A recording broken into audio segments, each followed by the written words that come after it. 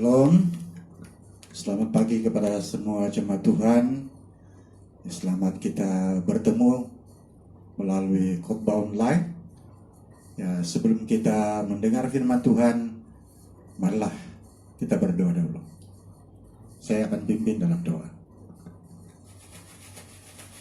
Bapa di surga, kami bersyukur kesempatan yang sangat indah ini, di mana sekali lagi kami berpeluang ya Tuhan untuk mendengar firman-Mu. Maka itu Tuhan, kami berdoa bila Engkau menolong setiap kami, agar kami tidak menyia-nyiakan waktu yang indah ini. Malah kami sungguh mohon pertolongan dari Tuhan, menolong kami agar kami boleh mengerti firman-Mu ini Tuhan.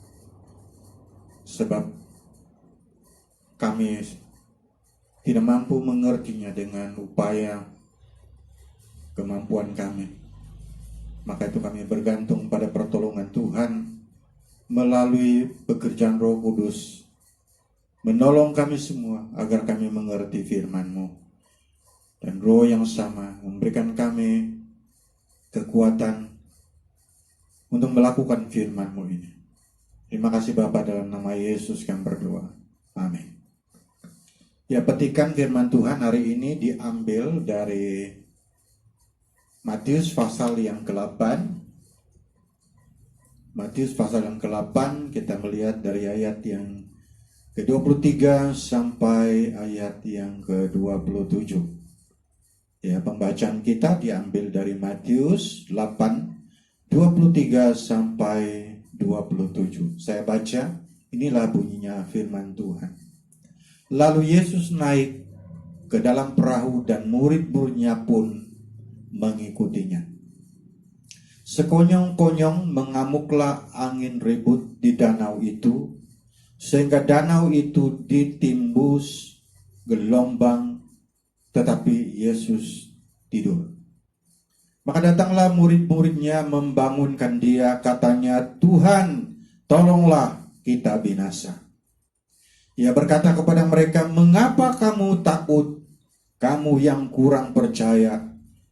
Lalu bangunlah Yesus menghardik angin dan danau itu, maka danau itu menjadi teduh sekali. Dan heranlah orang-orang itu, katanya, "Orang apakah dia ini? Sehingga angin dan danau pun taat kepadanya." Saudara-saudara sekalian di dalam Tuhan, tema firman Tuhan yang akan kita renungkan bersama pada pagi hari ini, ya, ada berdasarkan teks ini adalah serahkan pada yang pakar. Serahkan pada yang pakar. Saudara-saudara sekalian di dalam Tuhan, sejak Yesus memanggil ke-12 rasulnya, perlahan-lahan Yesus ingin menyatakan dirinya kepada murid-muridnya agar mereka mengenal Dia lebih dan lebih lagi. Kalau kita melihat di dalam pasal sebelumnya, orang banyak yang mendengar pengajaran Yesus kagum akan pengajarannya, karena Yesus mengajar tidak seperti guru-guru agama yang lain yang dikenal pada waktu itu. Dan pasti murid-muridnya juga mengagumi Yesus, karena mereka juga bukan saja mendengar apa yang Yesus ajarkan kepada halayak ramai, tetapi sebagai rasul-rasul yang terpilih, mereka pasti mendengar banyak pengajaran langsung kepada rasul-rasul itu sendiri. Nah, juga kita lihat di dalam pasal yang ke-8, khususnya di dalam awal pasal ini, kita melihat bagaimana Yesus melakukan mujizat demi mujizat yang juga tidak pernah orang lakukan. Bagaimana orang yang kusta disembuhkan, ya, ditahirkan. Bagaimana orang-orang yang bermacam sakit penyakit, lumpuh dan sebagainya, Yesus sembuhkan. Dan bagaimana mertua Rasul Petrus sendiri yang demam, dihardik oleh Yesus demam tersebut, dan dia dengan cepat sembuh pada waktu itu juga. Nah, saya percaya mereka melihat pengajaran dan melihat perbuatan-perbuatan ajaib yang Yesus lakukan di depan mata semua orang dan di depan rasul-rasul. Dan saya percaya maksudnya di sini yaitu Yesus ingin supaya para rasulnya mengenal Dia lebih lagi dan lebih lagi. Dan saya percaya hal yang sama Tuhan juga ingin agar setiap kita yang percaya kepada Tuhan, Tuhan mau kita semakin hari semakin mengenal Dia, sehingga kita dapat percaya kepada Dia lebih dan lebih lagi, malah di dalam segala perkara. Sesuai dengan tema firman Tuhan pagi hari ini, serahkan kepada yang pakar. Saudara-saudara sekalian, di dalam petikan yang kita baca ini, yaitu menceritakan bagaimana Yesus dengan murid-muridnya berlayar menyeberang Tasik, ya, Danau Galilea itu. Mereka menyeberang, dan saya pasti pada waktu mereka menyeberang, mereka pasti melihat keadaan cuaca untuk memastikan bahwa cuaca dalam keadaan cukup baik dan mereka boleh menyeberang dengan selamat sampai ke seberang.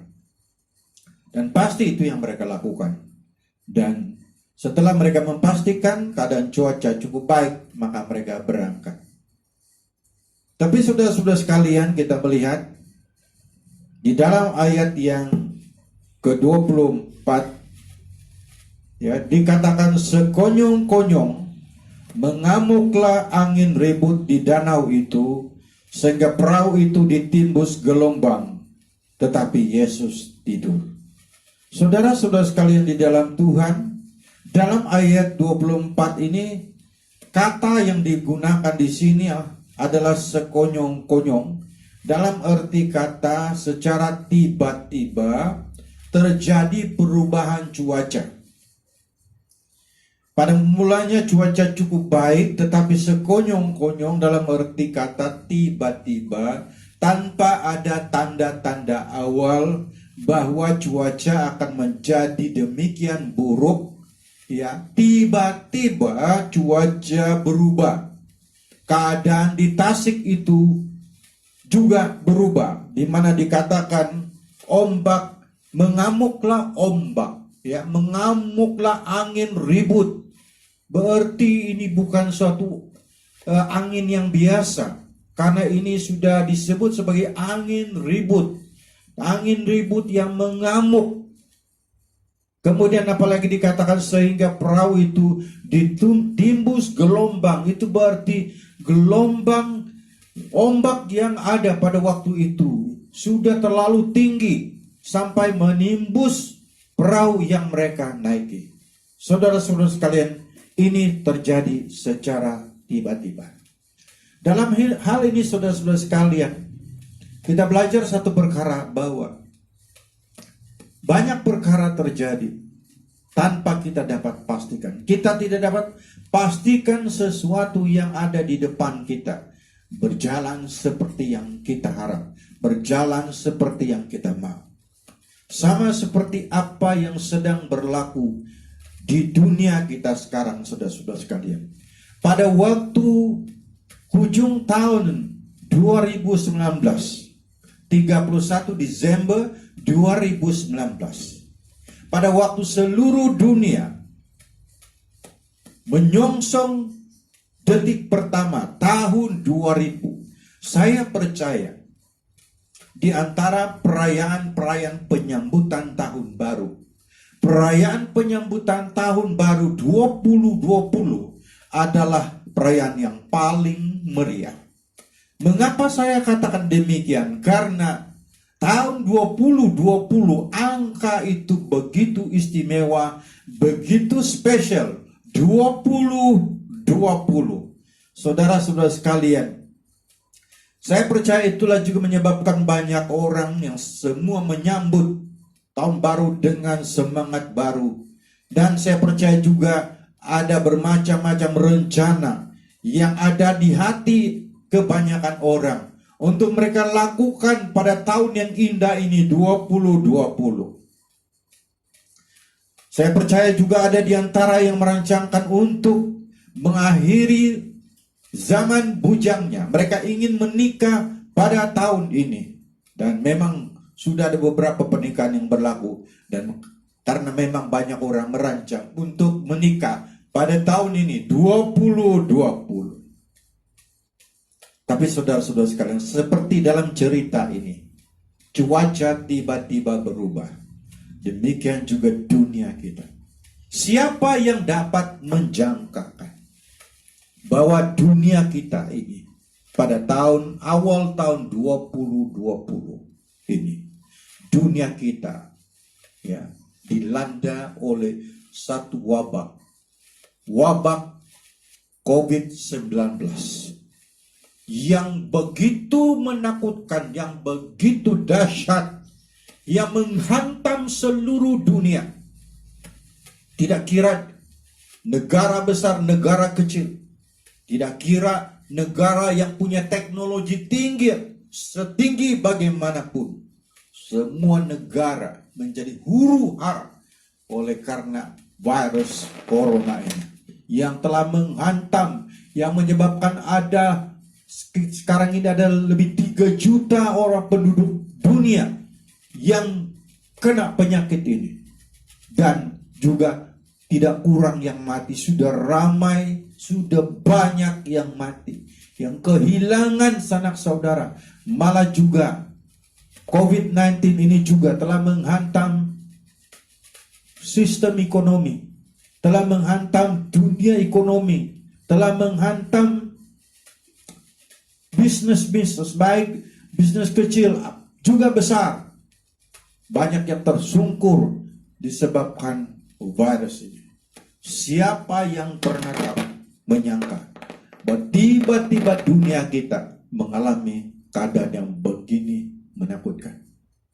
Dan sampai kita semua, beberapa negara telah melakukan lockdown, dan negara kita Malaysia ya terpaksa membuat perintah kawalan pergerakan untuk mengawal pergerakan seluruh penduduk Malaysia dalam upaya untuk menangani krisis COVID-19.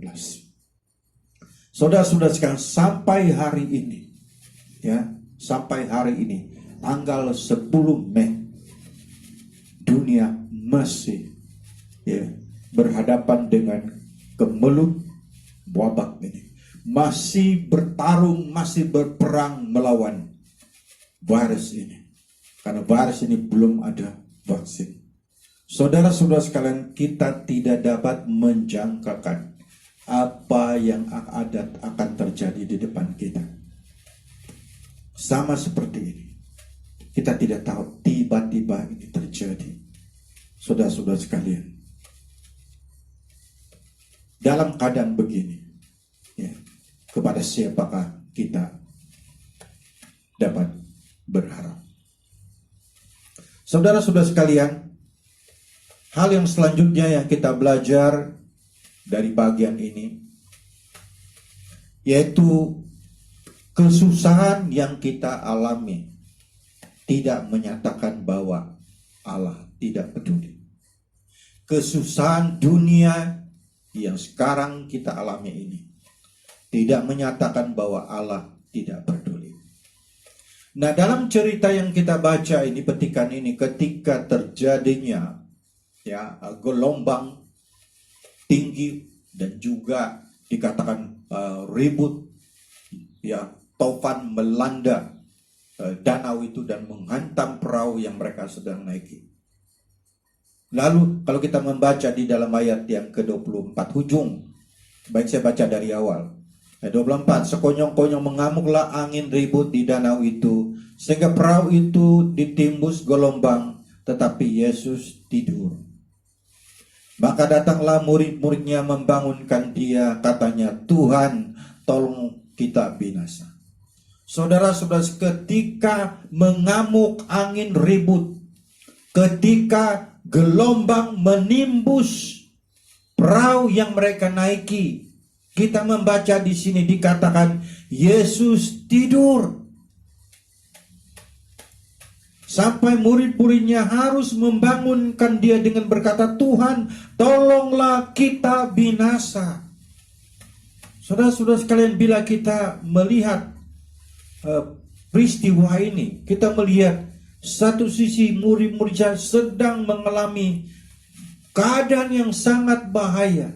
Mereka dalam keadaan gentar dan takut karena mereka melihat gelombang yang begitu besar, yang begitu tinggi, juga ribut yang begitu besar yang menghantam perahu yang mereka naiki. Mereka dalam ketakutan. Tapi mereka melihat Yesus sedang tertidur. Saudara-saudara sekalian, banyak kali keadaan juga seperti itu. Ketika kita ada pergumulan berat, ada kesusahan berat, kadang-kadang kita berpikir Tuhan tidak peduli saya. Kadang-kadang kita pikir Tuhan tidak memperdulikan saya. Sama seperti murid-murid mereka di dalam keadaan bahaya, Yesus tertidur. Demikian juga dalam kehidupan kita, dalam pengalaman hidup kita. Mungkin Anda juga pernah mengalami ketika Anda dalam kesusahan, dalam tekanan, dalam pergumulan berat. Anda berseru kepada Tuhan, meminta pertolongan, tapi seperti tidak ada jawabannya. Seperti Tuhan Yesus tidak peduli. Saudara-saudara sekalian di dalam Tuhan, banyak kali kita kecewa karena bila kita berpikir Tuhan tidak pedulikan kita. Bila kita menyangka karena lambatnya Tuhan menjawab, lambatnya Tuhan memberikan respon, lambatnya Tuhan mengabulkan apa yang kita minta, selalu kita menyangka atau berpikir Tuhan tidak pedulikan saya. Dan tidak kurang orang-orang yang percaya Tuhan. Karena mereka sudah merasa Tuhan tidak peduli, mereka kecewa dan meninggalkan Tuhan. Saudara-saudara sekalian di dalam Tuhan, di dalam petikan pembacaan yang kita tahu bahwa bukan Yesus tidak peduli. Yesus tidur di sana sebenarnya juga dia memberikan message kepada murid-muridnya. Coba kita pikir saudara-saudara sekalian beberapa hal. Yang pertama, apakah Tuhan Yesus tidak tahu bahwa dalam pelayaran itu nanti akan terjadi gelombang besar, ribut yang hebat? Apakah Yesus tidak tahu? Dia tahu. Apakah Yesus tidak mampu membuatkan itu tidak terjadi? Yesus mampu kalau dia mau, tetapi dia dengan sengaja membiarkan keadaan bencana alam itu, keadaan ombak yang besar itu, dan gelombang yang tinggi itu menghantam perahu yang mereka sedang naiki. Yesus sengaja membiarkan itu. Mengapa? Karena saya sudah katakan awal-awal tadi, bahwa Tuhan Yesus sengaja, dia mau memberitahu kepada murid-muridnya siapa dia. Yesus ingin mengajar mereka melalui pengalaman-pengalaman yang nyata, supaya mereka lebih mengenal siapakah Tuhan Yesus yang mereka ikuti selama ini. Jadi Yesus tertidur pada waktu itu. Apakah Yesus tidak terganggu dengan ombak? Itu tidak mungkin Yesus bisa tidur dalam keadaan begitu. Tetapi apa sebenarnya yang Yesus ingin katakan? Sebenarnya Yesus ingin memberi pesan bahwa sekalipun ribut topan ataupun ombak yang begitu besar, itu tidak akan membahayakan. Dan Yesus dengan tenang, bagaimana Yesus tidur menghadapi keadaan yang menakutkan, namun Yesus tidur. Berarti Yesus tahu bahwa apa yang terjadi tidak akan mengancam nyawanya. Dan mereka semua. Bukan karena Yesus tidak peduli. Pada waktunya Tuhan, Yesus punya timing, punya waktu untuk bertindak. Tuhan mau kita ikut rentak waktunya Tuhan. Walaupun kadang-kadang kita mau itu cepat terjadi. Tapi Tuhan punya waktunya sendiri. Dan Dia mau kita belajar untuk sabar. Dia mau kita terus tekun berdoa. Firman Tuhan yang lain mengajar kepada kita mengenai ketekunan dalam doa. Hendaklah kamu tekun berdoa. Hendaklah kamu jangan jemu-jemu berdoa. Kalau dikatakan jangan kau jemu-jemu berdoa, berarti doa itu harus dilakukan berulang kali. Itu berarti doa-doa itu tidak hanya sekali dan langsung Tuhan jawab. Ada waktunya memang. Tuhan langsung menjawab menerusi mujizat yang luar biasa. Benar. Tapi ada waktunya. Itu memerlukan doa yang tidak jemu-jemu. Untuk kita berdoa terus menerus. Sampai Tuhan. Dan sampai waktu Tuhan untuk mendengar dan menjawab doa kita. Saudara-saudara sekalian, ingatlah. Seperti murid-murid walaupun mereka dalam keadaan bahaya dan Yesus tertidur. Ingatlah bahwa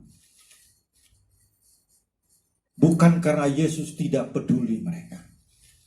Dan begitu juga bagi kita. Kalau kita dalam pergumulan, dalam kesusahan apapun, dan kita berseru-seru kepada Tuhan seperti Tuhan tidak mau jawab, jangan cepat-cepat menyangka, berkesimpulan bahwa Tuhan tidak pedulikan kita. Tunggu, Tuhan punya waktu. Apapun yang Anda sedang gumuli hari ini. Mungkin Anda sudah banyak kali berdoa. Doa yang sama namun belum dikabulkan. Firman Tuhan berkata, hendaklah kamu berdoa dengan tekun. Tekunlah berdoa sampai tiba waktu Tuhan. Hal yang ketiga yang kita belajar dari bagian ini ialah bagaimana reaksi Yesus terhadap murid-muridnya yang dalam ketakutan dan membangunkan dia. Kalau kita membaca dalam cerita yang sama, namun dalam Injil yang lain, kita lihat itu di dalam Markus pasal yang keempat, ayat yang ke-40. Apakah yang dikatakan oleh Yesus kepada murid-muridnya? Dia berkata, mengapa kamu begitu takut? Mengapa kamu tidak percaya? Mengapa kamu begitu takut? Mengapa kamu tidak percaya? Kalau kita melihat pertanyaan ini, Yesus berkata, mengapa kamu begitu takut? Ya, mengapa kamu begitu takut? Saudara-saudara sekalian, kalau kita perhatikan, seolah-olah pertanyaan ini tidak sesuai. Ya. Karena memang murid-muridnya sedang berhadapan satu situasi yang memang berbahaya.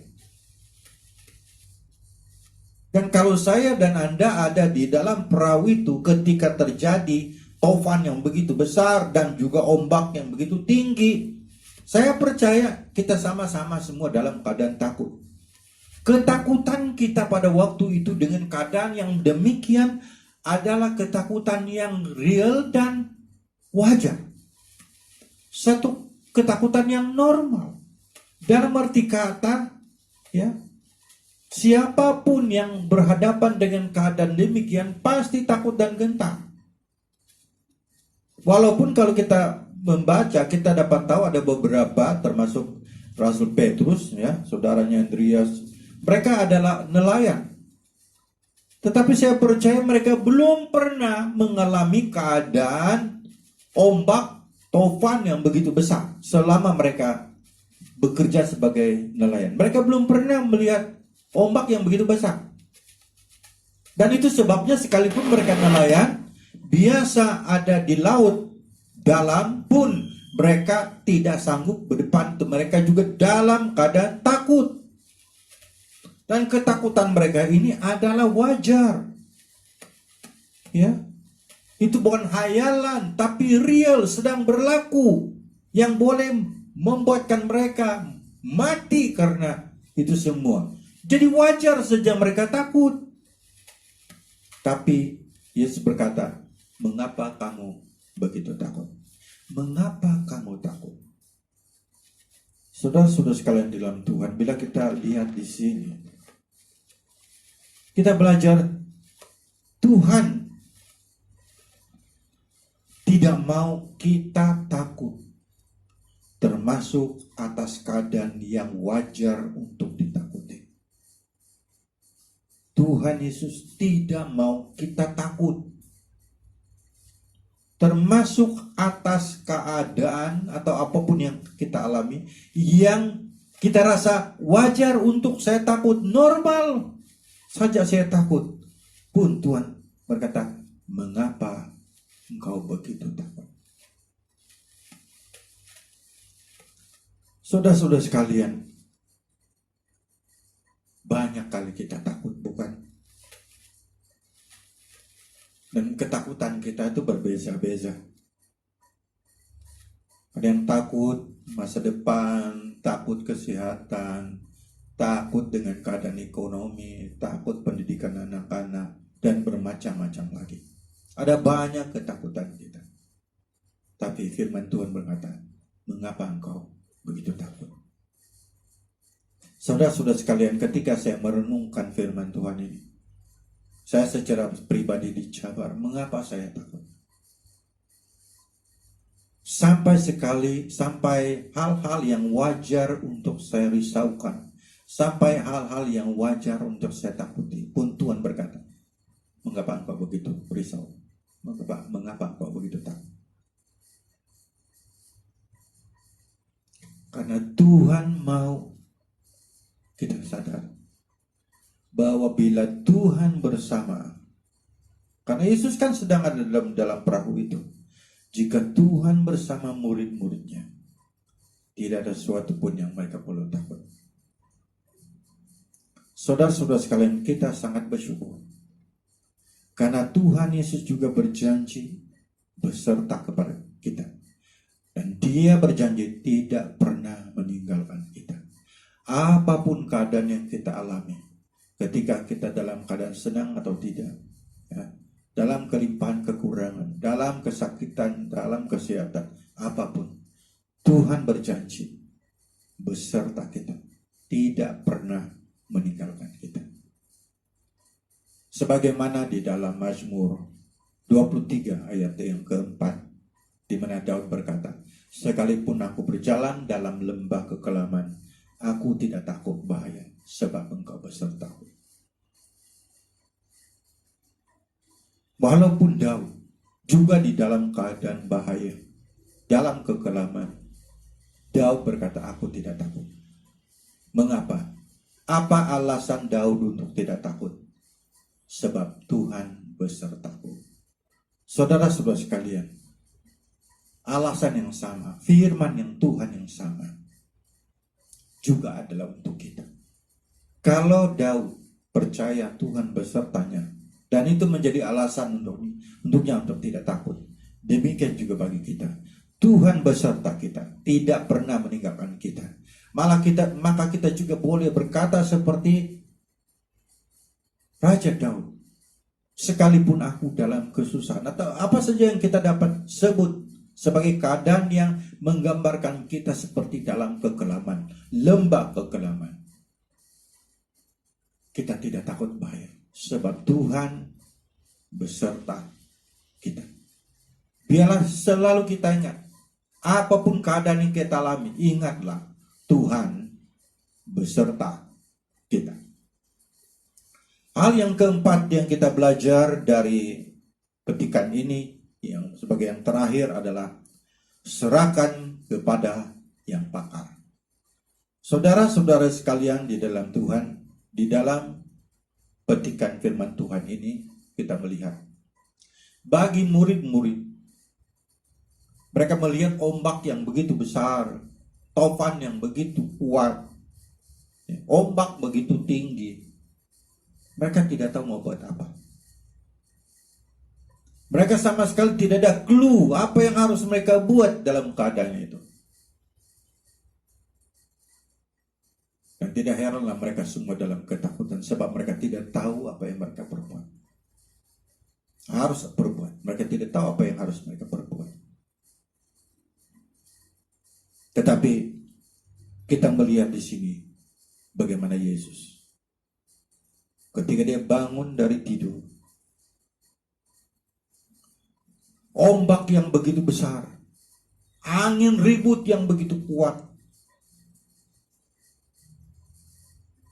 cukup hanya Yesus berkata, diamlah, tenanglah. Tenanglah, diamlah. Diamlah, tenanglah. Yesus hanya mengucapkan dua kata. Diamlah, tenanglah. Dan danau itu diam dan tenanglah. Dan danau itu menjadi teduh sekali. Saudara-saudara sekalian dalam Tuhan, mengapa Yesus sanggup melakukan perkara itu? Mengapa Yesus mampu melakukan perkara yang luar biasa itu? Yang mana murid-muridnya takjub, heran atas apa yang Yesus lakukan. Dan kita juga turut heran. Bagaimana keadaan yang begitu menakutkan. Danau itu tiba-tiba jadi tenang, teduh sekali. Bagaimana itu terjadi? Sebab Dia Tuhan. Tuhan kita Yesus Kristus adalah pakar. Dia adalah spesialis untuk semua persoalan. Kita boleh membawa apapun persoalan kita kepada Dia. Sebagaimana di dalam kisah Injil. Orang yang sakit datang kepadanya disembuhkan. Orang yang kerasukan dibebaskan. Orang yang buta dapat melihat. Orang yang lumpuh dapat berjalan. Orang yang mati dapat dibangkitkan. Orang yang kerasukan dibebaskan. Orang yang lapar diberi makan.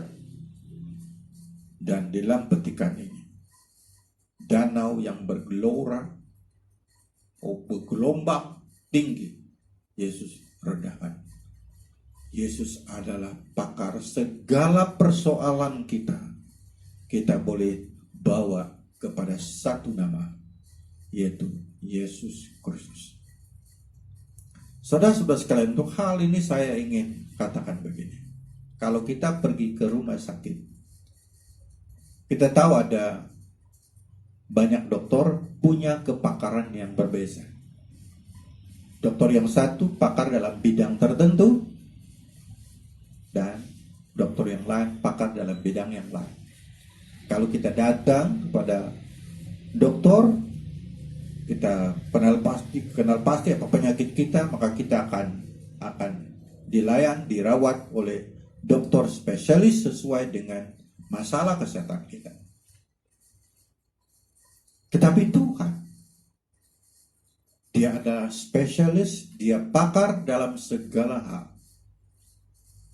Maka itu saudara-saudara sekalian, apapun persoalan kita, serahkan kepada Yesus yang pakar. Dia sanggup menolong kita apapun persoalan, apapun yang Anda alami. Saudara-saudara sekalian, mungkin Anda ada masalah, mungkin Anda ada pergumulan yang berat, yang Anda sudah gumuli, berpikir berulang-ulang kali, tapi Anda tidak pernah menemukan jalan keluar. Apapun persoalan Anda, saya katakan, berhenti untuk berjuang sendiri. Anda dan saya tidak mampu. Lebih baik persoalan kita serahkan kepada Tuhan yang pakar. Dia akan melakukannya untuk kita. Saudara-saudara sekalian dalam Tuhan, apapun persoalan kita, anak-anak kita, mungkin kita tidak dapat atur, mungkin kita tidak dapat urus, tidak dapat bimbing, atau apa saja yang Anda rasa Anda tidak dapat lakukan. Serahkan kepada Dia yang pakar, Dia akan melakukannya. Malah kita perlu percaya Dia. Bukan saja pada perkara-perkara yang kita tidak mampu selesaikan. Malah perkara-perkara kecil pun kita berharap kepada Tuhan. Saudara-saudara sekalian, marilah kita semakin mengenal Tuhan, dan marilah kita semakin percaya Dia dalam segala hal, sebab Dia Tuhan. Serahkan hidupmu, serahkan persoalan, serahkan pergumulanmu pada Dia yang pakar. Tuhan memberkati kita semua. Amin.